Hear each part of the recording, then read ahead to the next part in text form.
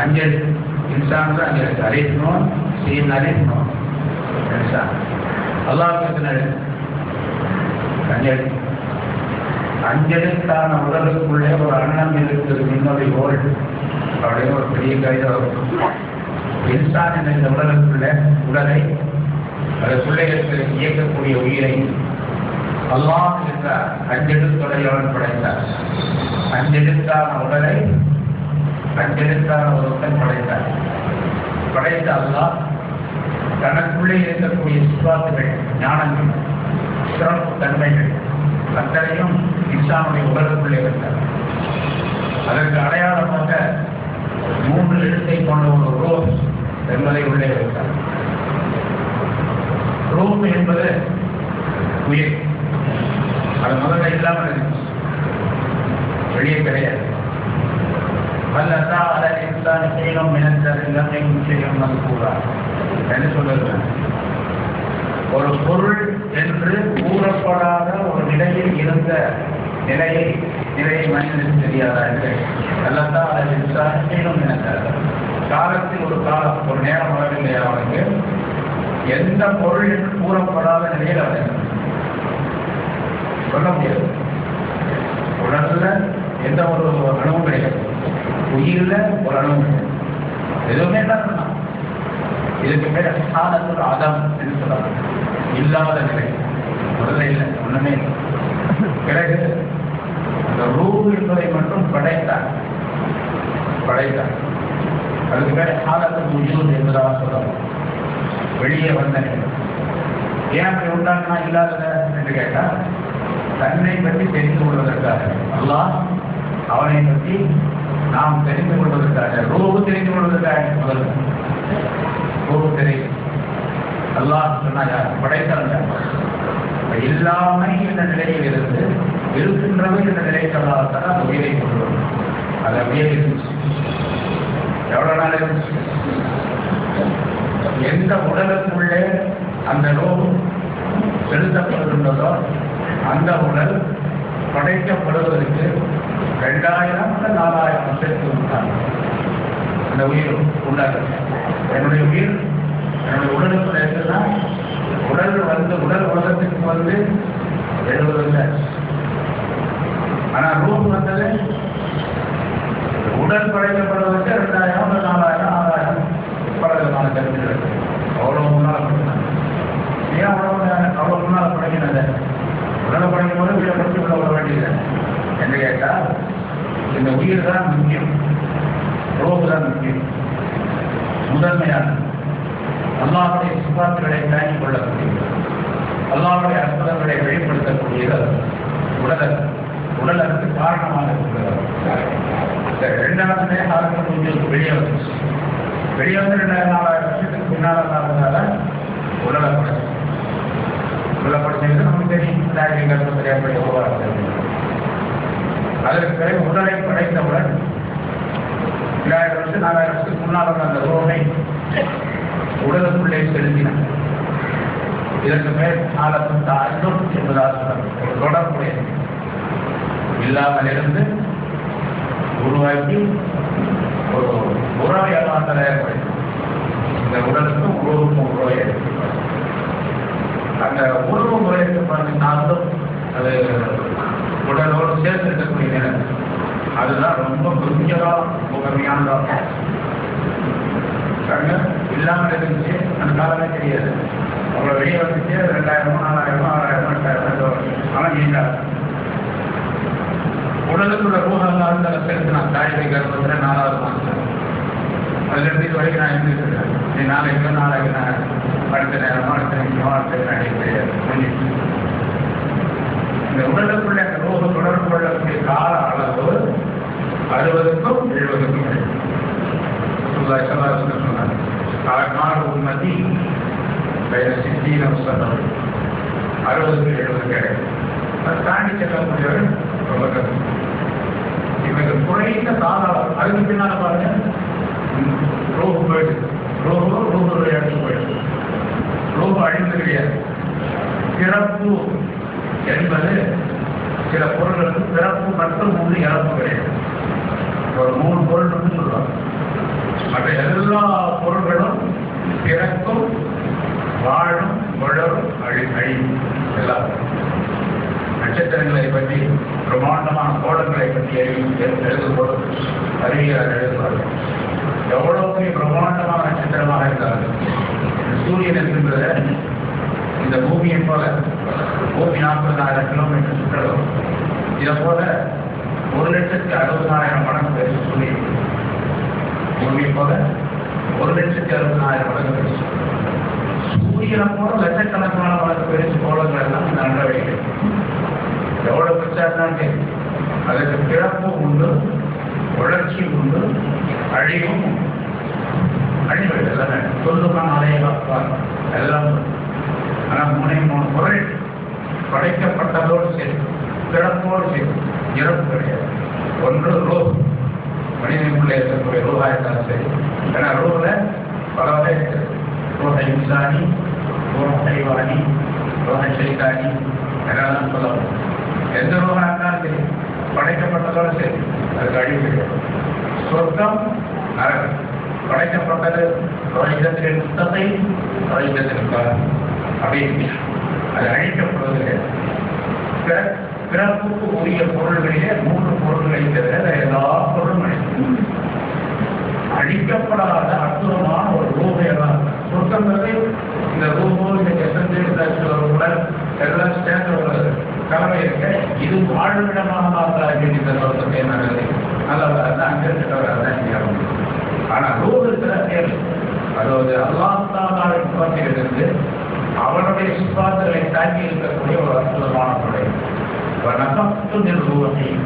என்னுடைய ரூபில் உதவி நிழலாக என்னுடைய அல்லாவுடைய ரூபுன்னா நம்மளே அல்லாவுடைய அல்லாத அர்த்தம் இல்லை. எல்லாம் படைச்சதுதான், படைக்கப்பட்டதுதான். ஆனால் அல்லாவுடைய சிபாத்துகளை தாக்கி இருக்கக்கூடிய ரூபு இருக்கிறார். அல்லாவுடைய அர்த்தம் அப்படிப்பட்ட அற்புதமான ரூபு 5 நிலைகளை கொண்டது. ஆலத்வாதம் அனைவருக்கு தெரியும். ஆலத்வாதம், ஆலத்தோன்று, ஆலத்தாகம், ஆலத்தும் முப்பாரா. 70 வருஷம் 60 வருஷம் இருந்த இந்த உயிர் பிறகு அந்த உடலை வந்து பிரிஞ்சிருக்கு. அது பேர் முப்பாரா, பிரியும் நிலை. பிரிஞ்ச உயிர் அது எவ்வளவு காலம் தெரியும். அந்த காலத்துக்கு நாங்க இதே உடலோடு மறுபடியும் தொடர்பு. அதுக்கு பேர் திரும்ப வரக்கூடிய 5 நிலை, ரோகுக்கு 5 நிலைகள். அப்படிப்பட்ட அற்புதமான 5 நிலைகள் உடைய அந்த ரோகு பெண்ணுடைய உலகத்தில் இருக்கிறது. உலகத்தில் எல்லாரும் ஒரு யோசனை எவ்வளோ அற்புதமான உயிர் நமக்கு அதை தாண்டி கொண்டு இந்த உடல் இருக்கிறது. அதை உள்ளே போய்விட்டு அதோடு நம்ம சொல்றாங்க. இதெல்லாம் சிந்தித்து பார்த்தோம்னு சொன்னால் எல்லாம் தன்னுடைய உடல் அவனை வணங்க வேண்டிய நிலை, அவனை பயப்பட வேண்டியது. தப்பா ரஷ்யன் கைபத்து என்று சொல்லப்படக்கூடிய பயத்தின் நிலை. பயம் 5 விதமான பயங்களை எல்லாம் அத்தனை பயம் இருக்கும். ஒரு மூமி எல்லா விதமான பயம். அந்த பயத்தை தாங்கி வாழக்கூடிய மனிதர் எவ்வளோ அவருக்கு மஸ்ஜித் வேண்டும். இந்த மஸ்ஜித் சாட்சி சொல்லும். இந்த மஸ்ஜித் அவருக்கு பல்வேறு வகையில் உபயோகப்படக்கூடியதாக இன்சான் 5 எழுத்துள்ள இன்சானை 5 எழுத்தான் அல்லாஹ் படைத்து இந்த உயிரை கொடுத்து தன்னை வணங்க வேண்டும்.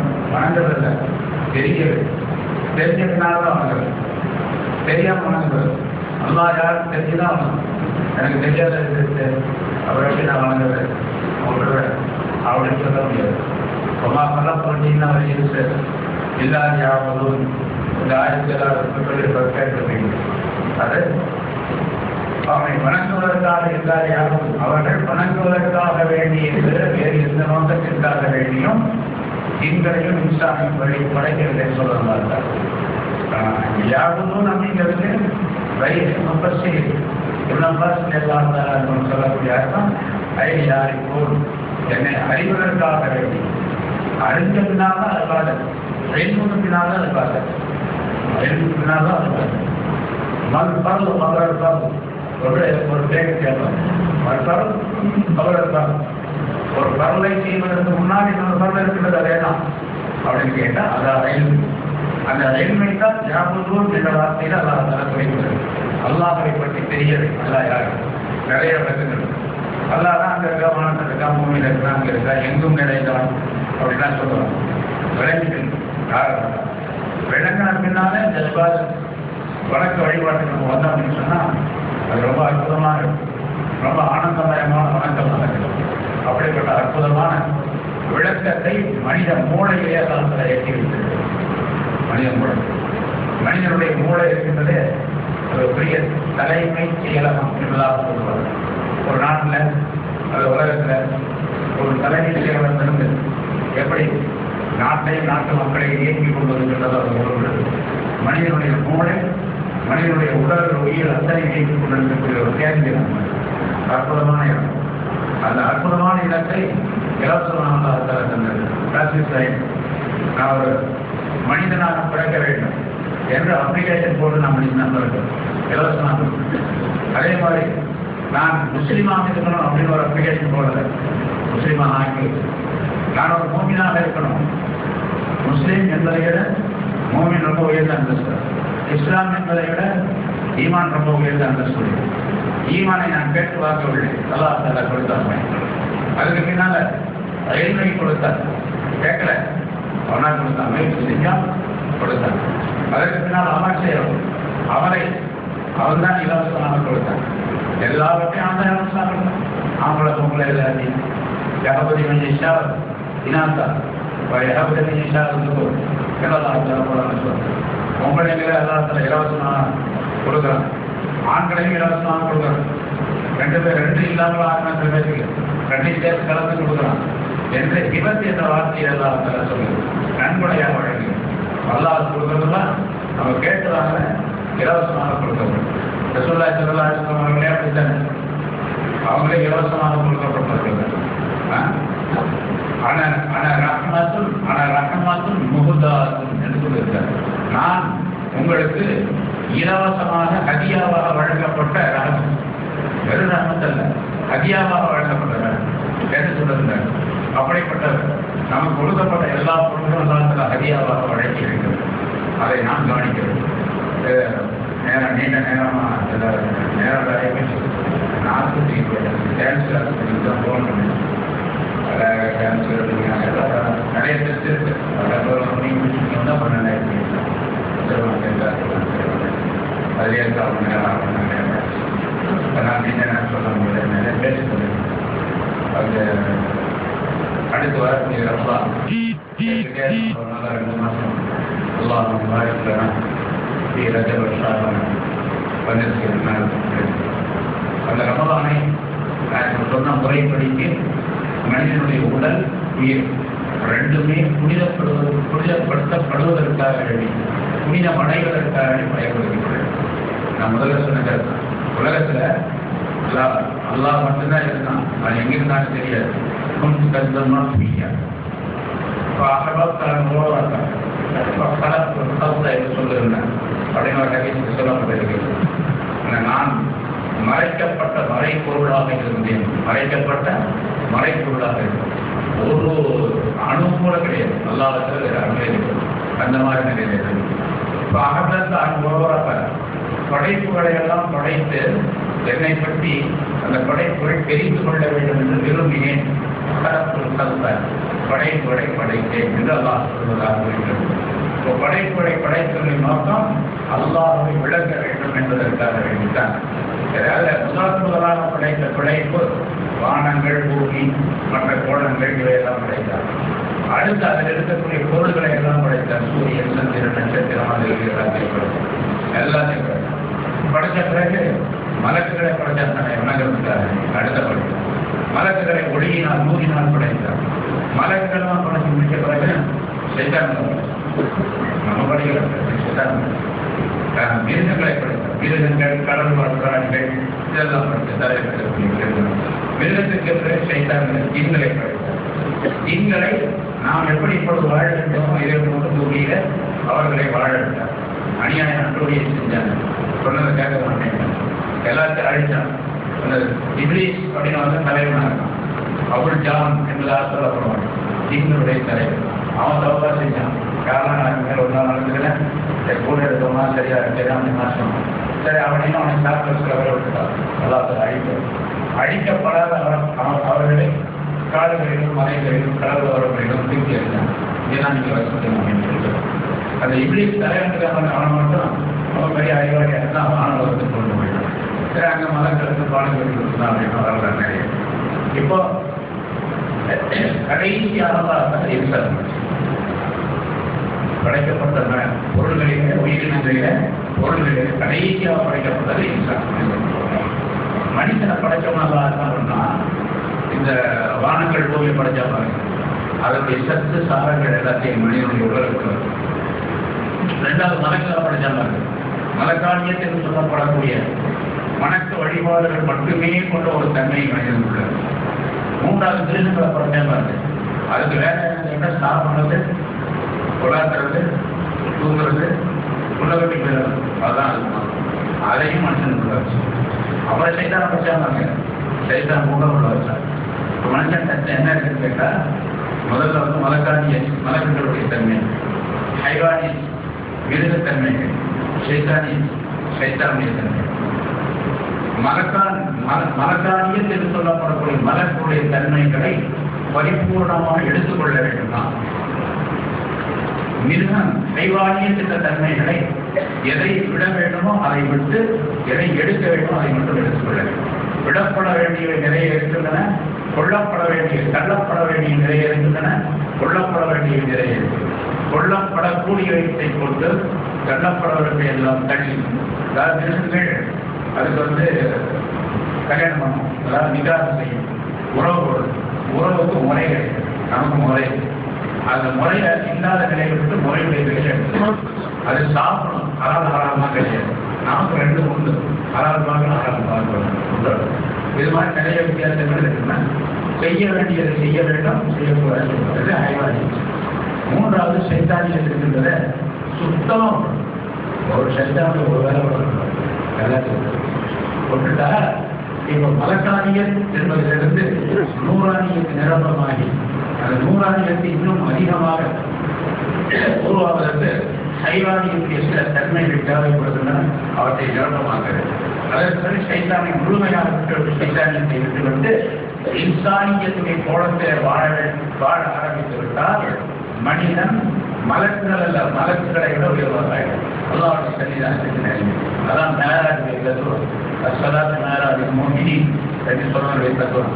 எல்லாத்திலையும் எது செய்ய வேண்டுமோ அதை எடுத்துக்கொள்ள வேண்டும், எது செய்யக்கூடாதோ அதை விட்டுவிட்டால் மலக்காரியத்தை விட மிகப்பெரிய ஆகி தபாரூபிலெல்லாம் அல்லாஹ் நமக்கு நெருக்கமாக சூழ்நிலை மனிதனுக்கு அந்த தன்மை ரமலான்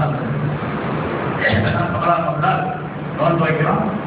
மலக்காரி நூறாணியத்தான தன்மையை உருவாக்கிக் கொள்ள வேண்டும். நம்முடைய உடல் உயிரை, நம்முடைய ரூஹை சுத்தப்படுத்துவதன் மூலமாக, ஒளிப்படுத்துவதன் மூலமாக உடலும் ஒளிமயமாக ஆகும். உடலும் ஒளிமயமாக சம்பவங்கள் காரியங்களை மரம் பற்றி ஒரு இருட்டான அறை, அது வீட்டுக்குள்ளே வருகிறார், வீடு பூரா வெளிச்சமா தெரியுது. காரணம் அவர் ரூமின் மூலமாக உடலை வெளிச்சமாக்கி கொண்டார். வெளியே இருக்கக்கூடிய இடங்களும் அவர் லைட் போட்ட மாதிரி வெளிச்சம். ரசூலுல்லாஹி ஸல்லல்லாஹு அலைஹி வஸல்லம் ஆயிஷா நாயகி ரிவாயத் இருக்கின்றது. ரசூலுல்லாஹி ஸல்லல்லாஹு அலைஹி வஸல்லம் ஒரு நாள் வெளியிருந்து வந்தார்கள். அவருடைய உடலில் இருந்த அந்த நூறானியத்தை அதனுடைய வெளிச்சத்தின் காரணமாக கீழே விழுந்த ஒரு பொருளை நான் எடுத்தேன் என்பதாக சொல்லுகிறார்களோ, லைட் போட்டதாக டார்ச் அடிச்சமாக அந்த பொருள் கிடக்கிறது வெளிச்சத்தது. அந்த வெளிச்சம் உடலுக்கு ரூமின் மூலமாக, ரூமை பக்குவப்படுத்தியதன் மூலமாக உடல் ஒளியானது, ஒளியின் மூலமாக மற்றவர்களுக்கு பலன். அது அவனால் எல்லாத்துக்கும் கிடைக்கும், அவசியோடு இருக்கு. நம்ம அந்த அதிர்ஷ்டம் இல்லை. அதனால கூடுமான வரைக்கும் அதிகபட்சமாக மாதத்தை ஒரு வினாடி நேரம் கூட, ஏன்னா ரமலான் மாசத்துல பகல் நேரம் சிறந்ததா, இரவு நேரம் சிறந்ததா, நோம்பு வச்சிருக்கிற நேரம் சிறந்ததா, நோம்பு சிறந்த பிறகு சிறந்ததா அப்படிலாம் கிடையாது. ரமலான் எப்பொழுது ஆரம்பமானதோ பின்னால் பிறையை பார்த்து ஆரம்பிக்கும் அதிலிருந்து அடுத்து செவ்வாய்க்கிய பிறையை பார்க்கக்கூடிய நேரம் வரைக்கும் 29 நாள் 30 நாள். ஒவ்வொரு வினாடியும், ஒரு வினாடி அல்ல, ஒரு வினாடியை 10 லட்சம் பகுதிகளாக பகுத்தால் அதற்கு பெயர் ஒரு மைக்ரோ செகண்ட் என்று சொல்லணும். ஒவ்வொரு மைக்ரோ செகண்ட் ஒரு நாளைக்கு 84,000 86,400 வினாடி. ஒரு நாளைக்கு 24 மணி நேரத்தில் 86,400 வினாடி. 30 நாளைக்கு எவ்வளோ தெரியும்? அந்த ஒரு வினாடி 10 லட்சம் ஆக்கினால், 10 லட்சம் துண்டாக்கினால் அது பேர் ஒரு மைக்ரோ செகண்ட் என்பதாக.